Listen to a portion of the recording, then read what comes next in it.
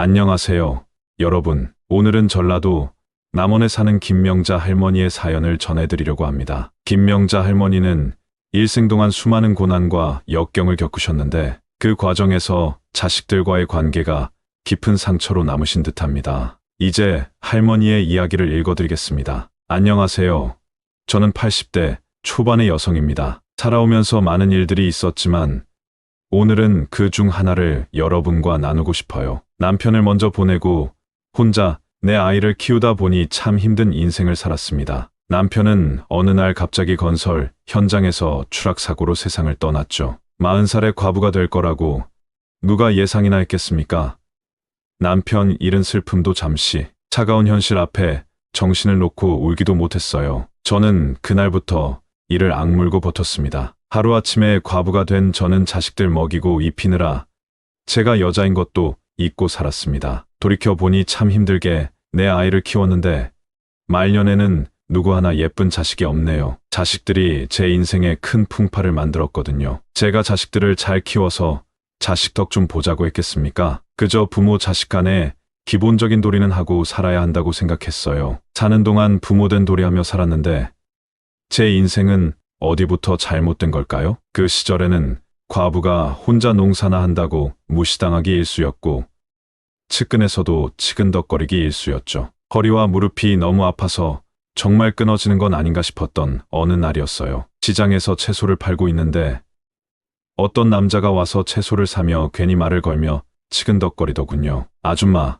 손님이 왔는데 좀 웃으면서 팔아야지. 웃으면 볼만하겠는데 좀 웃어봐. 안 그래도 힘든데 자꾸 말을 거는 남자가 듣기 싫어 얼른 채소를 건네주었어요. 그런데 가져가라는 채소는 안 받고 시비를 걸며 말하더군요. 돈도 상한데 웃으면 채소도 더 맛있을 텐데 좀 웃어봐. 더 이상 인간 같지도 않은 사람이랑 말 섞기도 싫었던 저는 들고 있던 채소를 내려놓고 옆에 있던 굵은 소금 한 통을 들고 남자한테 뿌리며 말했어요. 내가 당장 이거 안 판다고 굶어 죽진 않으니까 당장 꺼져. 재수가 없으려니. 그 남자는 아줌마가 정신 나갔나 불쌍해하면서 떠났습니다. 누가 불쌍한지 그쪽 인생이 더 불쌍하니까 다른 데 가보라고 했죠. 저는 굵은 소금을 채소 손질에도 썼지만 이런 미친 인간을 쫓아낼 때도 요긴하게 썼어요. 그 시절에는 왜 그렇게 여자 혼자 사는 게 무시당할 일이었는지 참 서러움도 많았네요. 그래도 밖에서 이렇게 견딜 수 있던 건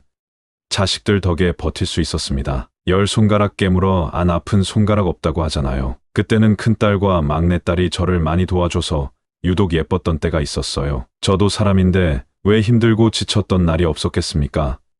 온몸이 녹초가 된 채로 집에 들어왔던 날 큰딸과 막내딸이 절 기다리고 있었어요. 그러면서 동생들 숙제도 도와주고 밥까지 잘 차려 먹었다며 자랑하듯이 말하는 겁니다. 주방을 보니 설거지까지 다 해놓고 큰딸이 엄마 이제 쉬세요 하며 거실로 저를 끌고 가서 말했습니다. 엄마 이쪽으로 앉아요. 내가 어깨 주물러 줄게요. 큰딸이 어깨를 주무르기 시작하니 막내딸이 다가오며 말했어요. 그럼 내가 다리 주물러 줄게요. 이렇게 하면 엄마 시원하지? 고사리 같은 손으로 어깨와 다리를 주물러 주는 아이들을 보며 피로가 눈 녹듯 사라지는 기분이었어요. 눈에 넣어도 안 아플 자식들이라는 게 이런 거구나 생각했습니다. 그래도 내 아이 중에 두 아이가 나이 좀 먹었다고 집안일을 돕는 게 참 기특했어요. 아들은 애교 없다고 하는데 큰딸과 막내딸은 딸 같은 아들처럼 든든하고 친했나 봅니다. 둘째 아들도 어리고 손이 많이 가는 때였고 막내딸도 어릴 때라서 힘든 게 이만저만이 아니었어요. 농사와 육아까지 누구 하나 도와줄 사람이 없다고 생각했는데 큰딸과 막내딸이 동생들을 챙기며 엄마 생각을 했던 겁니다. 이렇게 하면 엄마가 편하겠다고 생각했었나 봐요. 제가 농사일을 끝내고 집에 들어갈 때면 꼭 저를 불러 세워놓고 자랑하듯 말했거든요. 큰딸은 왼팔을 잡고 말했습니다. 엄마 오늘 제가 이불도 깔고 막내 잘 재우고 자장가도 불러줬어요. 우리 큰딸 잘했네. 고마워. 이렇게 말하면 다음은 막내딸 차례였습니다. 엄마 저는 오늘 동생한테 세연 피를 양보했어요. 안 싸우고 잘 놀았어요. 그래 우리 막내도 잘했네. 고마워. 그렇게 서로 안고 품에 안아주는 게 저한테는 가장 큰 행복이었습니다. 비록 아빠 정은 모르고 클지라도 남매끼리 서로 의지하며 클 수 있어서 다행이라고 생각했어요. 나중에 나이 들어서 엄마가 세상을 떠나더라도 내 아이가 서로 도우면서 잘 살 거라고 생각했거든요. 하지만 자식 일이 부모 마음처럼 잘 풀린다면 세상 부모들은 모두 아무 걱정도 없을 겁니다. 저도 한때는 자식들 참 잘 키웠다고 생각했던 때가 있었어요. 큰딸이 공무원이 되고 막내딸이 대기업에 입사했을 때 처음으로 자식들 앞에서 눈물을 흘렸죠. 저는 내 자식들이 나처럼 고생하지 않게 하려고 정말 노력했어요. 자식들이 떵떵거리며 잘 살게 될 거라고 생각하니 눈물이 앞을 가리더군요. 큰딸과 막내딸은 저를 많이 도와주었고 둘째 아들은 어린이집 선생님이 되어 일을 시작했어요. 적성에 잘 맞는다며 즐거워했죠. 아직도 내 눈에는 애 같은데 아이들을 본다는 게 신기하기만 했어요. 더 놀라웠던 건 둘째 아들이 22살에 시집갔을 때였습니다. 어린 나이에 결혼한다고 하니까 걱정이 앞서기도 했지만 제 걱정과는 달리 둘째는 사업도 잘 자리 잡았고 결혼 생활도 잘 꾸려가고 있었어요. 그러나 막내딸은 철딱서니가 없어서 걱정이 이만저만이 아니었습니다. 아빠 정만 못 보고 컸다고 오냐오냐 키웠던 게 문제였나 봅니다. 자고만 치는 딸이었어요. 막내를 제외한 다른 자식들은 제 자리 잘 잡고 각자 가정을 꾸려가고 있었어요. 이제 정말 자식들 다 키웠다. 이제 나도 편하게 살겠구나 싶었어요. 결혼해 가정 꾸린 자식들이 알아서 잘 사는 게 당연하다고 생각했던 겁니다. 하지만 막내딸만 항상 마음 놓을 새가 없었어요. 제대로 일자리도 못 구하고 밥벌이를 제대로 해본 적이 없으니 걱정이 끊이지 않았습니다. 그래서 늘 막내딸 일에는 노심초사였는데 진짜 일은 엉뚱한 데서 벌어지고 있었습니다. 자식된 부모는 근심이 끊이지 않는다고 하죠. 저도 제 자식 일이지만 아직까지도 믿을 수가 없어요. 대단한 효도를 받았던 것도 아닌데 내 아이는 하나같이 어긋나 버렸습니다. 늘 알아서 척척 해내던 큰딸도 말이죠. 큰딸 일만 생각하면 목이 메일 정도입니다. 다른 남매들과 다른 모습의 여자가 술을 마시러 나간 것도 기가 막힌데 그게 하필 학부모였단 말이에요. 이미 이혼 서류를 받아든 걸 보니 사위한테 용서해달라고 빌 수도 없었습니다. 아무리 내 자식이어도 염치가 없다는 생각이 들었어요. 뭐가 그렇게 억울한지 울기만 하는 막내딸에게 말했어요. 아니, 뭘 잘했다고 울어. 그런 짓을 할 정도면 나중에 울 각오는 했어야지. 내 발등 내가 찍은 거야.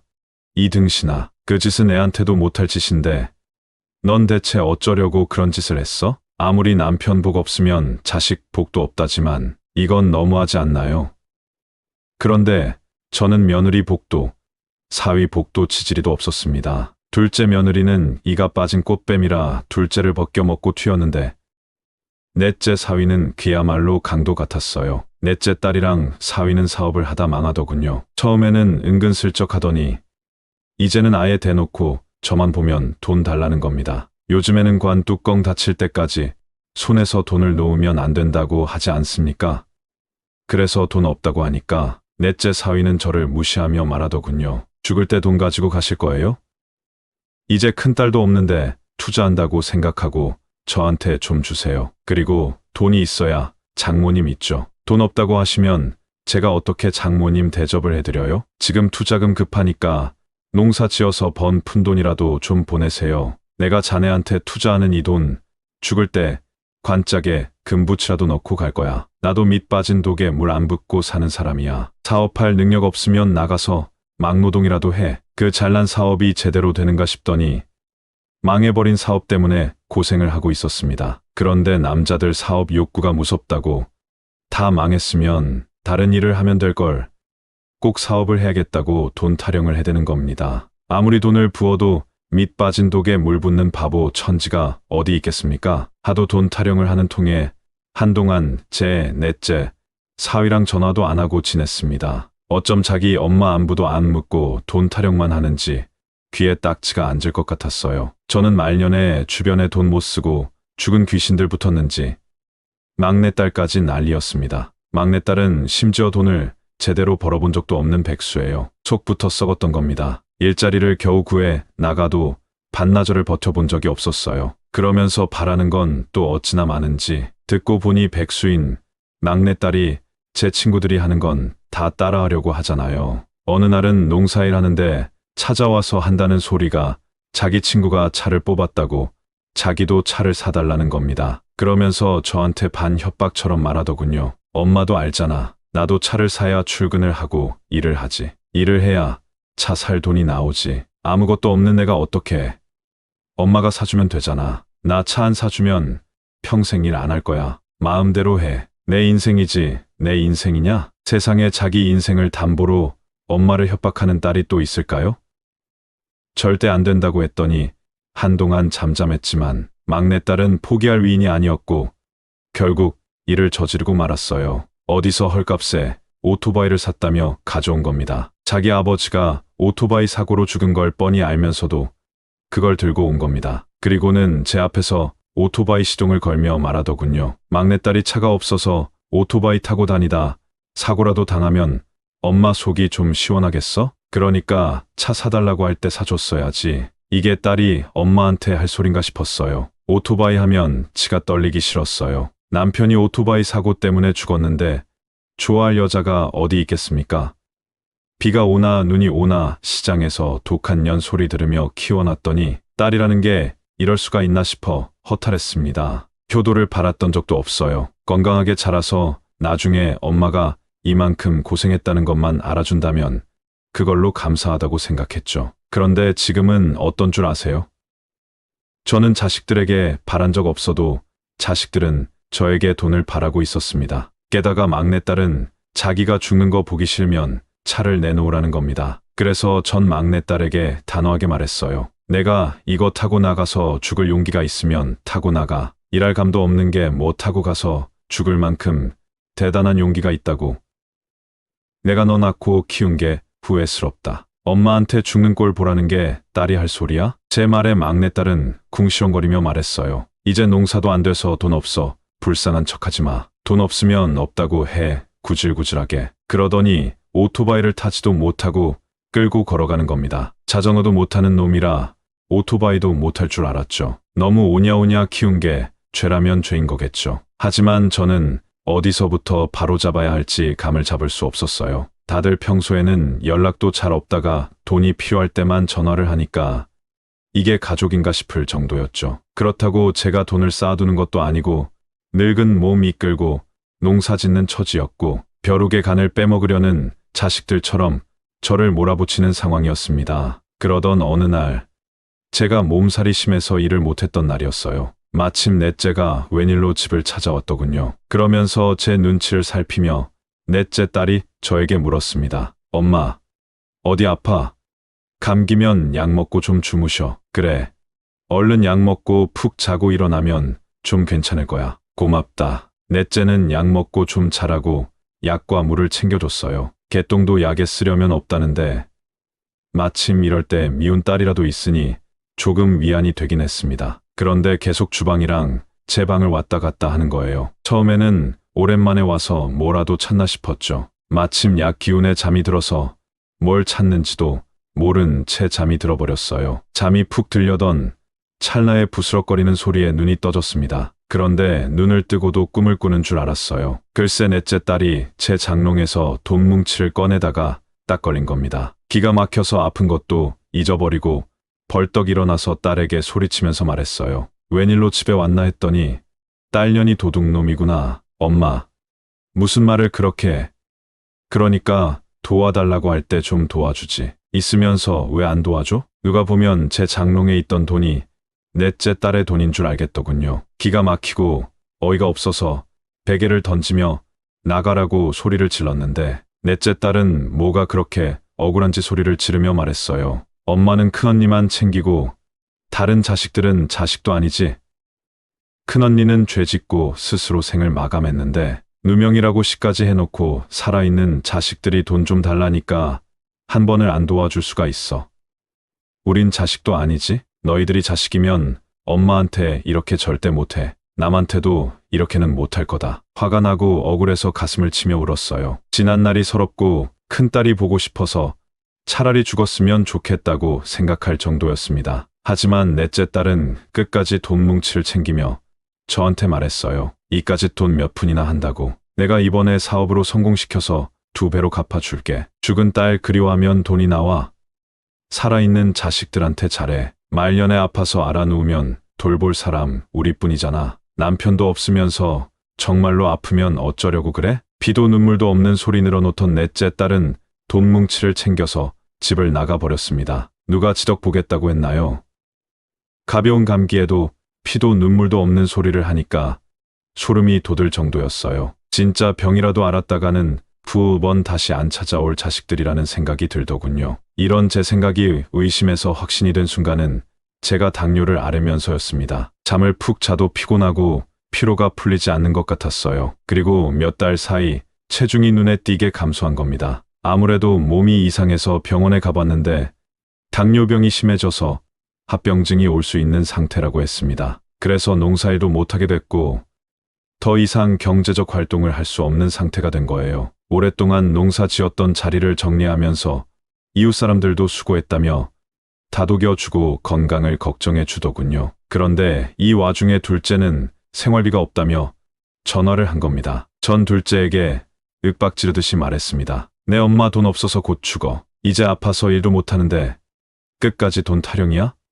정말 징글징글하다. 엄마 어디 아프냐고 안부 한번 묻는 놈이 없고 내가 너희들 키우겠다고 고생했던 것만 생각하면 내 인생이 다 서러워. 제가 하소연하듯 이야기를 하려고 하자 둘째 아들은 한숨을 쉬며 답답하다며 전화를 끊어버렸습니다. 죽음이 눈앞까지 찾아오자 인생이 다 억울했습니다. 이런 것들도 자식이라고 내가 믿고 버틴 건가 싶었습니다. 제가 병이 생겨서 일을 못한다는 걸 다 알았는지 돈 달라는 전화도 안 오더군요. 그런데 어쩜 한 명도 엄마 얼마나 아프냐고 묻는 전화도 안 했습니다. 이게 제 말년의 현실이었어요. 뉴스에서 보면 병든 부모 버리는 자식들이 많다고 하는데 그게 제 자식들이었습니다. 남의 자식 욕할 때가 아니었던 거죠. 그런데 사람이 아플 때가 제일 서럽다더니 혼자 있으니까 우울증이 오는 것 같았습니다. 명절이라고 옆집은 손주들, 며느리, 사위까지 오는데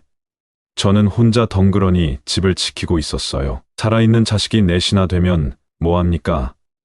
한 놈도 전화를 하는 법이 없는데요. 그래서인지 큰딸 생각에 눈물이 나고 극단적인 생각도 들었어요. 큰딸이 스스로 생을 마감했다고 들었을 때 얼마나 억울했으면 내 새끼가 스스로 그렇게 갈까 싶었습니다. 하지만 사람이 삶의 희망이 하나도 안 보이니까 큰딸을 따라갈 생각이 들더군요. 반겨주는 가족도 없으니 이승에 미련도 없었습니다. 더 살아서 좋은 걸 볼 것도 없고 이대로 죽으면 누가 슬퍼해 줄까 하는 생각까지 들더군요. 그렇게 한동안 어떻게 죽어야 잘 죽나 고민하며 지냈습니다. 아침인지 밤인지 모르게 정신 놓고 지내는데도 끝까지 전화하는 자식은 없더라고요. 저는 그냥 자식들에게 엄마가 아니라 돈주머니였다는 생각이 들었습니다. 그러던 어느 날 멍하니 뉴스를 보는데 제가 10년 전에 샀던 땅 이야기가 나오더군요. 당시 친구 중에 부동산에 관심 많던 친구가 저에게 추천해줬던 땅이었는데 그때 당시 자식들이 다 반대했었습니다. 그때도 제가 땅을 산다고 하니까 셋째도 저에게 이렇게 말했어요. 땅은 무슨 그런 정보 엄마가 알 정도면 이미 헛소문이지. 부자들은 소리 소문 없이 사서 부대되는 거지. 그냥 자식들한테 줘. 그래야 엄마도 말년에 편하지. 셋째가 이렇게 말하자 둘째도 맞장구를 치며 말하더군요. 진짜 돈 되는 정보는 부자들만 아는 거지. 우리 같은 사람이 공부한다고 어디가 좋은 땅인지 알고 괜히 돈 벌리지 말고 묶어두고 집에 놔둬. 둘째와 셋째가 저렇게 말하자 넷째와 막내도 본인들에게 주라며 저를 만류했던 기억이 나요. 생각해보니까 그때도 자식들은 자기들 돈처럼 아까워했어요. 그때 친구는 부동산 투자로 돈을 좀 번 상태라 확실한 정보라며 추천했어요. 그래서 전 자식들이 다 말려도 투자를 강행했고 이미 돈에 눈 돌아간 자식들 때문에 돈을 묶어두고 싶었습니다. 그래서 자식들 말은 귓등으로도 안 듣고 투자를 했던 거예요. 전 뉴스를 보면서도 믿을 수가 없었고 마침 친구에게 전화가 와서 받았더니 신난 목소리로 친구가 말하더군요. 그때 그 땅 내 말 듣고 사길 잘했지. 봐라. 이제 팔자 쫙 펴. 저는 친구에게 고맙다고 말했어요. 친구 덕에 몇 배가 넘는 수익을 보게 된 거죠. 하늘에서 큰딸과 남편이 내려준 동아줄 같았습니다. 그동안 고생했다면서 주는 상이라고 생각했어요. 그런데 더 믿을 수 없는 놀라운 사실이 뭔 줄 아세요? 10년 전 일을 기억하고는 살았는지 죽었는지도 모르던 자식들에게 전화가 오기 시작하는 겁니다. 넷째 딸이 전화를 했길래 받아보니 마치 자기 땅인 것처럼 기뻐하면서 말하더군요. 엄마, 그때 샀던 땅값 많이 올랐던데 나 이번에 사업 좀 도와줘. 제발 이것만 살리면 엄마 제대로 모실게. 우리 이번 고비만 넘기면 된다니까. 아파서 알아누웠을 때는 거들떠도 안 보더니만 땅값이 오르니까 이제 엄마가 생각나니 저는 돈 타령하는 넷째 딸의 전화를 끊어버렸어요. 게다가 다른 자식들도 다 전화를 하는데 하나같이 돈 타령할 게 뻔했습니다. 돈이 있어야 엄마고 돈이 없으면 남인 사이가 가족인가요? 그 누구의 전화도 안 받고 가만히 있었더니 글쎄 이제는 제 집까지 찾아오는 겁니다. 그리고는 하나같이 저를 모시겠다고 나서는 거예요. 둘째 아들은 회사도 잃고 집도 절도 없는 놈이 저를 모시겠다고 하니 코웃음을 치며 제가 말했습니다. 누가 누굴 모셔? 내가 널 업고 살게 생겼는데? 그러자 둘째 아들은 저를 보며 말하더군요. 엄마, 언니 죽고 없으면 내가 장남이나 마찬가지인데 재산은 날 주는 게 맞지. 내가 엄마 편히 모실게. 나한테 상속해줘. 맞습니다. 제 땅을 서로 상속받으려고 모시겠다는 거였어요. 저는 그동안 느끼던 걸 이번 기회에 제대로 느꼈어요. 나는 돈이 있어야 엄마 취급받는 여자였던 겁니다. 이젠 자식이라고 부르고 싶지도 않아서 얘네들이 어디까지 하려나 지켜보자 싶었어요. 둘째 아들이 장남이라며 당당히 말하자 넷째 부부는 코웃음을 치며 말하더군요. 꽃뱀한테 당해서 전 재산 날린 놈이 어떻게 모셔? 당연히 우리 부부가 모시는 게 그림이 더 낫지. 그러면서 둘째는 그 얘기가 왜 나오냐며 노발대발했고 셋째도 언성을 높였습니다. 그러자 막내도 한 소리하며 끼어들었습니다. 내가 그래도 엄마 농사 짓는 동안 시장도 오고 가면서 지냈는데 당연히 나랑 살아야지. 이제 와서 다들 이러는 거 너무 속 보인다. 막내 말이 끝나자마자 저는 뒤통수를 후려치며 말했습니다. 야, 이 자식아, 내가 시장에 날 왔어. 누가 보면 일이라도 거들어 준 줄 알겠네. 다들 내 집에서 나가. 아, 시끄러워. 그렇게 서로 자기가 모시겠다며 헛소리하는 자식들을 쫓아내 버렸어요. 그리고 현관 문을 닫아버렸습니다. 하지만 끈질긴 기생충 같은 자식들의 시도는 이제 시작이었죠. 아플 때는 제가 죽기라도 한 것처럼 안 오더니 넷째가 글쎄 손주까지 앞세워서 찾아온 겁니다. 저리 내보낼 수도 없어서 문을 열어줬더니 넷째 사위라는 게 양손에 뭘 가득 들고 왔더군요. 그러면서 제 얼굴을 보자마자 갑자기 사위가 이렇게 말합니다. 장모님, 당뇨에 좋다는 거 좀 사와 봤어요. 이게 그렇게 좋다네요. 손주 때문에 집에 들렸더니 챙겨온 선물을 풀면서 몸에 좋은 거라며 늘어놓더군요. 부창부수라고 넷째 사위가 발벗고 나서서 말을 하니 넷째 딸도 거들며 말하더군요. 엄마, 이거 사위가 엄마 주려고 3일 전부터 알아본 거야. 그만 사라고 해도 장모님 물건엔 돈 아끼지 말자면서 사온 거야. 왜 이제 돈 생겼으니까 장모님 대접하는 것처럼 하는 거야? 엄마는 왜 안 좋은 의도로만 생각해?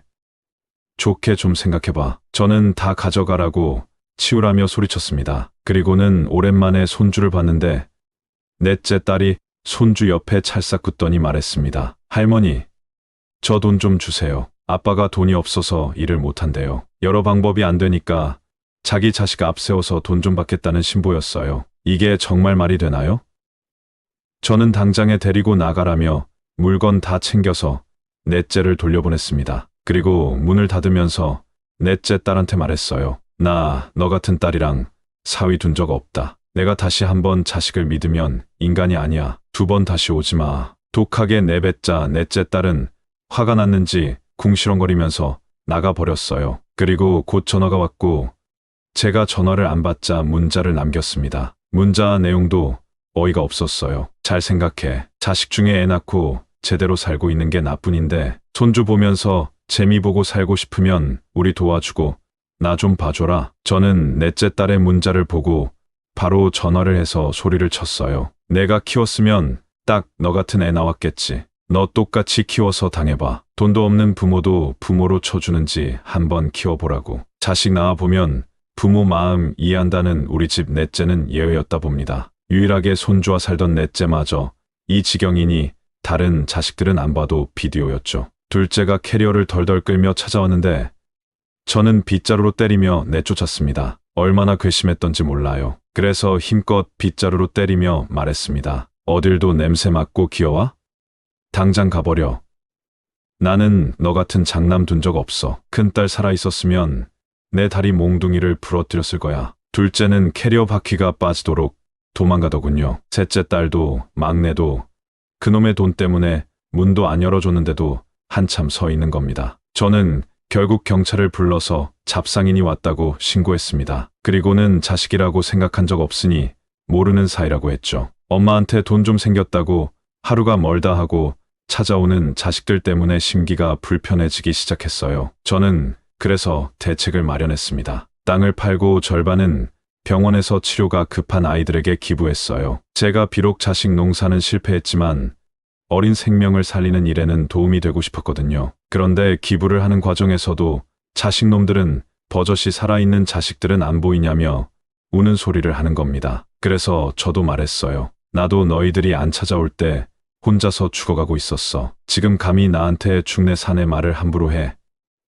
나는 너희들 같은 자식 둔 적 없어. 죽든지 살든지 알아서 해. 우연한 좋은 기회로 새 생명을 얻어서 살게 된 저처럼 어린아이들에게도 두 번째 기회를 주고 싶었어요. 이런 제 마음을 병원에서도 고맙게 받아주셨고 감사장도 수여받을 수 있었습니다. 말년에 팔자가 핀다는 게 이런 거 아닐까요? 남을 도울 수 있는 사람이 된 게 꽤나 멋진 일인 것 같았습니다. 요즘 은행에서 상속인을 설정할 수 있는 승계 상품이 있다길래 가입했습니다. 그리고 남은 재산은 죽기 전에 기부하겠다는 조건으로 가입을 했어요. 이렇게 되면 제가 우려하던 귀찮은 법적 분쟁도 막을 수 있어서 저한테는 큰 도움이 됐죠. 제 자식들한테 단 한 푼도 안 가도록 해두니까 삶이 조금 편해져서 지금은 소풍도 다니며 지내고 있어요. 옛말에 인생은 초년복보다 말년복이 좋아야 편한 인생이라고 했잖아요. 그동안 제가 살면서 겪어온 모든 일들은 그저 복이 없었구나 생각하고 살고 있네요. 하지만 자식들이 성인이 된 후로 돌이켜보니 제가 잘못 살았나 아쉽기도 합니다. 그래도 저는 사는 동안 최선을 다했다고 생각해요. 자식 속을 누가 알겠습니까? 넷이나 키워보니까 원래 자식이라는 게 10개 중 9개를 가져가도 부모 손에 있는 하나까지 훔쳐가야 직성이 풀리는 게 자식이라 하잖아요. 그래도 다 알면서도 부모니까 모른 척 주고 사는 거겠죠. 저도 한때는 자식이고 뭐고 다 줄 수 있는 부모였지만 이제는 없이 즐기다가 가려고요. 부모 마음 다 알아주지 못해도 배신을 안 당할 줄 알았는데 자식도 부질없다는 생각이 듭니다. 결국 힘이 될 때 가장 힘이 되는 건 내 자신인 것 같아요. 그러니 모두 스스로를 가장 1순위로 두고 살았으면 좋겠습니다. 제 박복한 이야기는 여기까지예요. 들어주셔서 감사드리고 앞으로 더 좋은 일만 가득하시길 바라겠습니다. 여기까지가 김명자 할머니의 사연인데요. 여러분은 어떻게 들으셨나요? 김명자 할머니의 사연을 듣고 어떤 생각이 드셨나요? 같이 댓글로 의견 나눠 보았으면 합니다. 김명자 할머니 영상이 주는 교훈이 유익하다면 좋아요와 구독, 그리고 다른 지인에게 공유 부탁드리며 저는 그럼 다음 사연에서 뵙겠습니다.